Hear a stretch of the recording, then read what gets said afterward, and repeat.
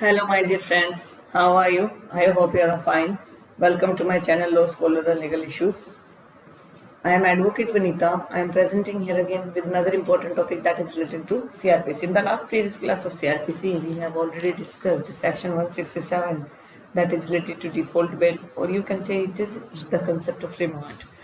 तो उसके अंदर हमने किया था ये कंसेप्ट जो है सेक्शन 1 हमने डिस्कस कर लिया था कि सेक्शन 1 में ये बात कही गई है कि अगर सेक्शन 57 के तहत अगर 24 घंटे का जो एक सिस्टम होता है कि 24 घंटे के अंदर अंदर मजिस्ट्रेट के सामने एक्यूज को पेश किया जाना चाहिए, वो किया जाएगा। और अगर मान लो इन्वेस्टिगेशन कंप्लीट नहीं होती है within 24 hours, then the magistrate can also order the remand if magistrate has reason to believe, या उसके पास सफिशिएंट रीजन है कि हाँ अभी से आगे जो है रिमांड देना चाहिए। अगर मान लो वो एप्लीकेशन जो पेश की जाएगी रिमांड के रिगार्डिंग पुलिस के द्वारा, तो वो जो है he is not below the rank of sub inspector, sub inspector से नीचे वाली पोस्ट का वो व्यक्ति नहीं होना चाहिए, यानी कि एसआई यहाँ पर बताया गया है कि एसआई जो है वो होना चाहिए। सेकंड में हमने बात कही कि अगर मान लो कोई मजिस्ट्रेट चाहे वो ट्राई कर रहा हो, ट्रायल की पावर उसके पास है या नहीं है, नियर बाई मजिस्ट्रेट के पास जब उसे पेश करेंगे तो अगर कस्टडी की डिमांड आती है तो for a term of exceeding 15 days, पूरा का पूरा कह रहा है कि सिर्फ 15 दिन तक की आप कस्टडी जो है दे सकते हो।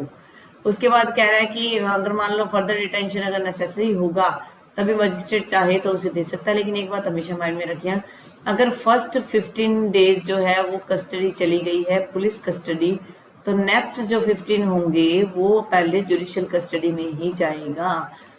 ऐसा नहीं कि उसको उसी टाइम 15 दिन के बाद फिर जो है आप कस्टडी पुलिस को ही दे दो।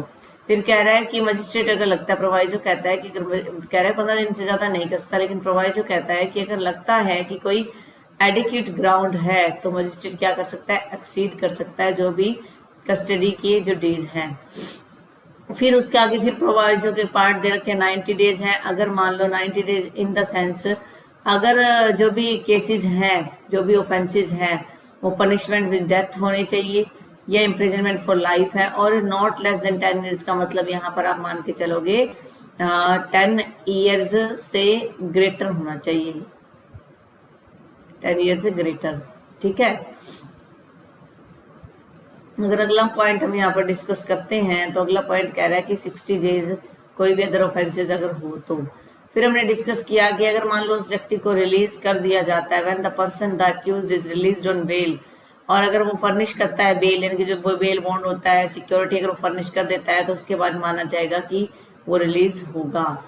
अगर मान लीजिए कोई भी मजिस्ट्रेट है वो ऑथराइज है डिटेंशन देने का, और फर्स्ट टाइम जब उसको डिटेंशन में रखा गया है, पुलिस कस्टडी में रखा गया है, तो फर्स्ट टाइम उसको पर्सनली पेश करना पड़ेगा। ऐसा नहीं कि आप इन पर्सन उसे पेश नहीं करोगे और उसके बाद इन पर्सन पेश नहीं करने के बाद अगर आप उसे कस्टडी दे देते हो, रिमांड ऑर्डर कर देते हो, दैट इज इलीगल हो जाएगा। अगर जुडिशियल कस्टडी में अगर फर्दर डिटेंशन उसकी है तो उसको प्रेजेंस जो है वो मीडियम और इलेक्ट्रॉनिक वीडियो लिंकेज के द्वारा भी दिया जा सकता है। फिर कह रहा है कि सेकंड क्लास मजिस्ट्रेट जो है एम्पावर्ड नहीं है, नॉट एम्पावर्ड। ठीक है, एक्सप्लेनेशन वन हमने किया था कि जितने समय जब तक कि वो कस्टडी में रहेगा जब तक कि बेल फर्निश ना कर दे, फर्निश का मतलब जो बेल बॉन्ड है श्योरिटी वो ना दे दे। एक्सप्लेनेशन वही कह रहा है कि अगर मान लो उसको बी क्लॉज के तहत अगर जुडिशियल कस्टडी में भेजा गया है तो उसको किस प्रकार से पेश किया जाएगा, जो अथॉरिटीज होगी, डिटेंशन अथॉरिटी होता है जैसे कि जो जेलर वगैरह, उनकी जो ऑर्डर के साथ ही उसको लाया जाएगा। अगला प्रोवाइजो कहता है कि अगर मान लो कोई वुमेन की बात है तो उसे कस्टडी के लिए रिमांड होम में भेजा जाएगा। रिमांड होम का मतलब कि कोई भी सरकार के द्वारा पब्लिकली सोशल इंस्टीट्यूशन है जो रिकॉग्नाइज किया गया, उस रिमांड होम में उसे भेजा जाएगा। तो ये बात कर रहा है हमारा प्रोवाइजो सेकंड। अब कुछ एक इम्पोर्टेंट केसेस है जो हम दोबारा से डिस्कस करते हैं। कल वाले क्लास में जो किए थे हमने वो अलग है, उसके अलावा कुछ एडजस्टमेंट दोबारा करते हैं हम डिस्कस, कुछ पॉइंट डिस्कस करते हैं। मान लीजिए प्रायर रिजेक्शन, अगर प्रायर रिजेक्शन है ऑफ डिफॉल्ट बेल, अगर डिफॉल्ट बेल को प्रायर में रिजेक्ट कर दिया गया है ऑन मेरिट्स पे, तो क्या दोबारा उसको वो राइट्स मिलेंगे? तो इसके लिए एक लैंडमार्क केस है, आप केस का नाम याद रखिए, Bashir versus state of Haryana. इस केस में कोर्ट ने कहा था, 1978 का केस है, कि अगर प्रायर उसको रिजेक्ट कर दिया गया है तब भी उसका राइट एग्जिस्ट करेगा। If the default bail rejected earlier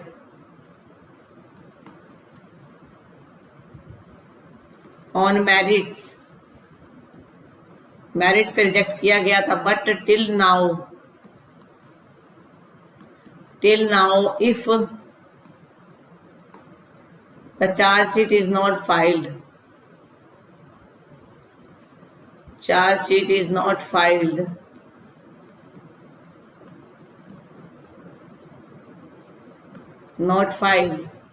the right still exists। ये बात इसमें कही गई, वो राइट अभी भी एग्जिस्ट करेगा। अगर दोबारा से कोई डिफॉल्ट बेल के लिए एप्लीकेशन लगेगी तो अगर कोर्ट चाहता है तो उसमें उसको वो जो है डिफॉल्ट बेल ग्रांट कर सकता है। अब बात आता है कि मान लीजिए किसी व्यक्ति को डिफॉल्ट बेल दे दिया गया और चार्जशीट आ गई, तो क्या उसको अरेस्ट किया जाएगा? Next question,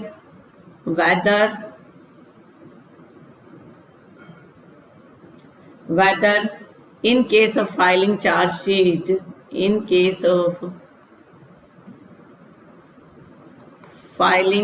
sheet, chargesheet file कर दी गई है, accused can be rearrested।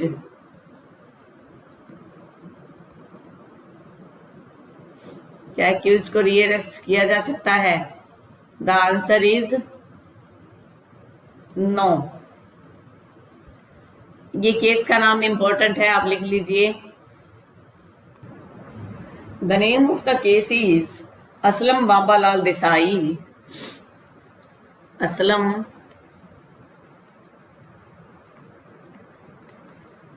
Babalal Desai versus state of Maharashtra.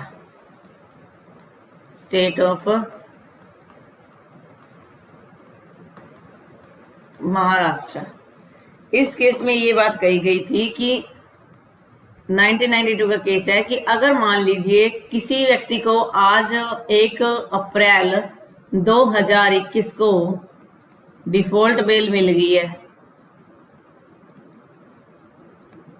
ठीक है, और 1/5 को अगर मान लो चार्जशीट आ गई है, तो ये कैंसिल नहीं होगी। नो, क्योंकि जब आप डिफॉल्ट बेल दे देते हो तो सारे प्रोविजंस जो बेल के वो अप्लीकेबल होंगे। जहां एक नॉर्मल बेल जो है, रेगुलर बेल जो है वो कैंसिल होगी, उसी कंडीशन में डिफॉल्ट बेल को कैंसिल किया जा सकता है। ये बात इस केस में कही गई थी। अब हम बात करते हैं नेक्स्ट पॉइंट की। नेक्स्ट पॉइंट ये कि जब आप डेज के कैलकुलेशन की हमने बात की थी, डेज के कैलकुलेशन ऑफ डे में मैंने ये बात आपको कही थी कि जिस डे को किसी ने सरेंडर किया वो एक्सक्लूड हो सकता है, कि वो एक्सक्लूड ही होगा। तो कैलकुलेशन ऑफ डे किस हिसाब से हो जाएगा वो हमने देख लिया था। लेकिन ये कह रहा है कि एक इसमें लैंडमार्क केस है, स्टेट ऑफ, मैं 3-4 लैंडमार्क केस है वो लिखवा देती हूँ। State of MP versus Rustam, एक ये केस है। इसमें कहा गया था कि 90 डेज जो है, अगर मान लो एक्सपायर हो गए हैं, 90 डेज एक्सपायर्ड हो गए हैं, नो चार्जशीट, उस सेंस में क्या होगा? तो क्या होगा? राइट बिगिन हो जाएगा। यहां पर राइट बिगिन हो गया। अब एक आप एग्जांपल लीजिए, मान लीजिए 1/4/2021 को 90 दिन हो गए हैं बट चार्जशीट नहीं आई है, ठीक है, राइट बिगिन हो गया but no application for bell.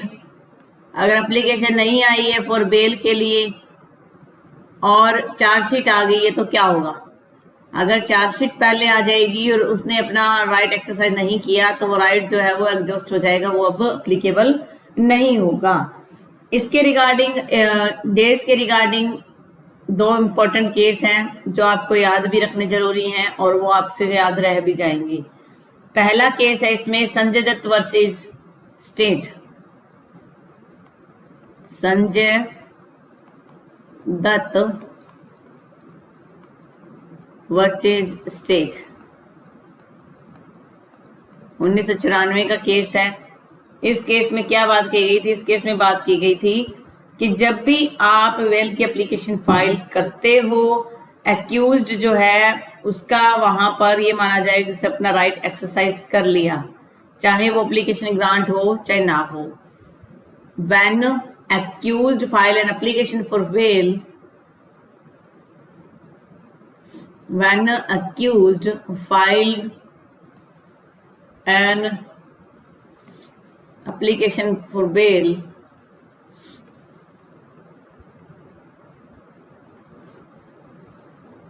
it is said to be, it is said to have availed of his right.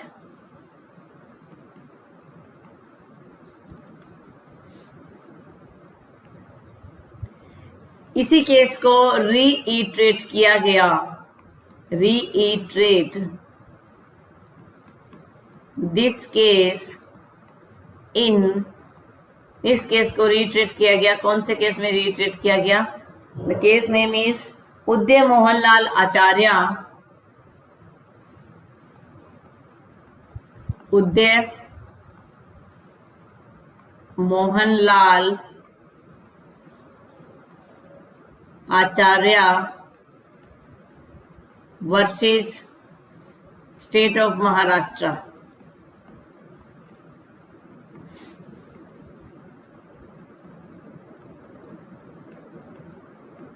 इसमें एक चीज और कही गई थी कि एक तो इसको रिट्रेट किया गया, इस पर computation of 60 days, computation of 60 days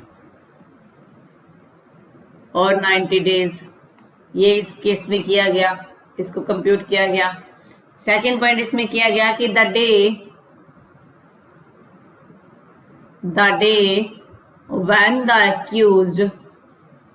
when the accused surrendered before the special judge,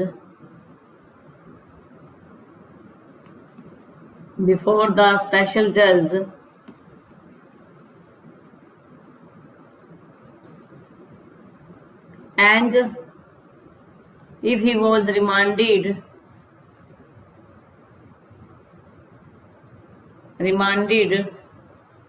to judicial custody,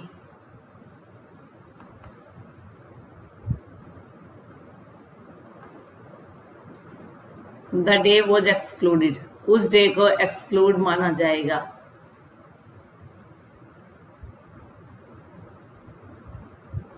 अगर उस डे को हम ऐड करते हैं तो ये 90 की जगह क्या हो जाएगा, 91 डेज काउंट किया जाएगा। ये बात आप माइंड में रखना। इसके अलावा एक लैंडमार्क जजमेंट और आया है अभी, इसमें लेटेस्ट जजमेंट है 2020 का केरला हाई कोर्ट का। द जजमेंट नेम इज, किससे रिलेटेड है ये? 167 सेकंड के प्रोवाइजो है ए, उसका जो फर्स्ट पॉइंट है उससे रिलेटेड है ये। केस का नाम है के ए साबू वर्सेस CBI स्पेशल ब्रांच। 2020 का केरला हाई कोर्ट का ये जजमेंट है। इस जजमेंट में इशू राइज हुआ कि वेदर, कंसिडर किया क्वेश्चन, कौन सा क्वेश्चन इसमें कंसिडर किया गया था? क्वेश्चन जो था वो इशू क्या था कि वेदर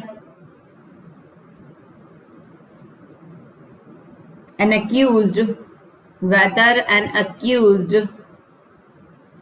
who undergone custody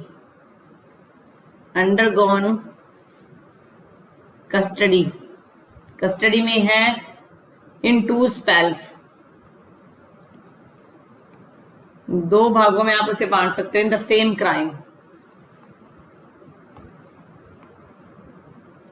मान लो मर्डर का चार्ज लगा उसी क्राइम के लिए, उसको 2 बार जो है अलग अलग पार्ट्स में उसको दोनों स्पेल्स को मान लीजिए पहले वो 15 दिन के लिए गया कस्टडी में, ठीक है, डेज के लिए, फिर वो बाद में 25 दिन के लिए गया, ठीक है, 25 और 15 कितने हो गए, 40 डेज हो गए। मान लीजिए यहाँ पर हम 35 दिन लगा लेते हैं, 60 दिन हो गए, यहाँ पर टोटल कितने हो गए, 60 डेज हो गए। तो कह रहा है कि अगर वो गया है तो क्या दोनों स्पेल्स को कंबाइन करके उसको डिफॉल्ट बेल ग्रांट किया जा सकता है? Can the accused be granted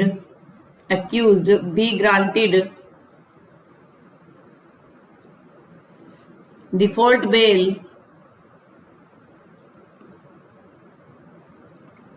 bail by combining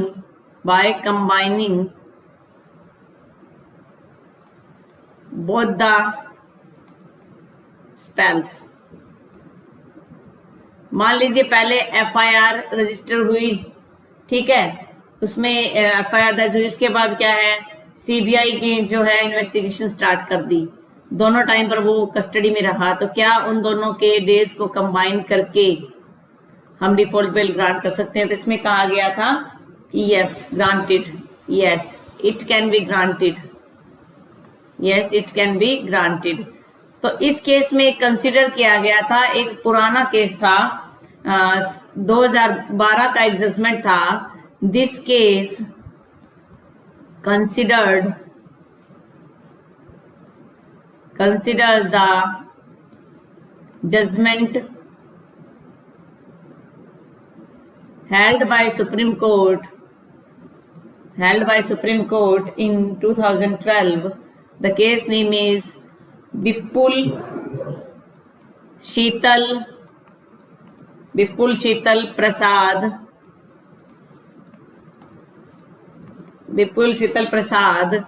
Agarwal versus state of Gujarat. इसमें क्या था कि एक केस था कोई, उस केस के अंदर पहले तो FIR रजिस्टर्ड हुई थी। इस केस के थोड़ा सा फैक्ट बताती हूँ। उसमें FIR रजिस्टर्ड थी, CBI ने इंक्वायरी करी इसमें, तो माना गया कि दोनों स्पेल में जो कस्टडी पीरियड था उसको कंबाइन किया जा सकता है। तो ये बात की गई थी इस केस के अंदर। तो आज का हमारा कंसेप्ट जो है डिफॉल्ट बेल के रिगार्डिंग हम यहीं पर कंप्लीट कर रहे हैं, क्योंकि इससे रिलेटेड जो मुझे केसेस थे वो लिखवाना जरूरी था। वो केसेस आप माइंड में रखना। The first case relating to this is Sanjay Dutt state of MP versus Rustam का केस है। इसमें खत्री का केस मैं लास्ट क्लास में लिखवा चुकी हूँ। संजय दत्त वर्सेज स्टेट का केस है जिसको रिट्रेट किया गया उद्यम मोहन लाल आचार्य के केस में। फिर लेटेस्ट जजमेंट है KA बासु का केस है, CBI स्पेशल ब्रांच। और उसके बाद अगर हम बात करें नेक्स्ट जजमेंट की, that is Vipul Sheetal Prasad Agrawal versus state of Gujarat. तो आई होप आपको ये कंसेप्ट अब जो है डिफॉल्ट बेल के रिगार्डिंग, डे ऑफ एक्सक्लूजन के रिगार्डिंग आपको समझ में आ गया हो। अगर फिर भी किसी प्रकार का डाउट है तो आप मुझे कमेंट जरूर कीजिएगा। कमेंट के बाद ही मैं आपको जो है उस डाउट क्लियर करवा दूंगी। और कोरोना के इस टाइम आप अपना, अपने फैमिली मेंबर, अपने नंबर का ध्यान रखिए। Stay home, stay safe, stay healthy. Thank you for watching. Have a nice day.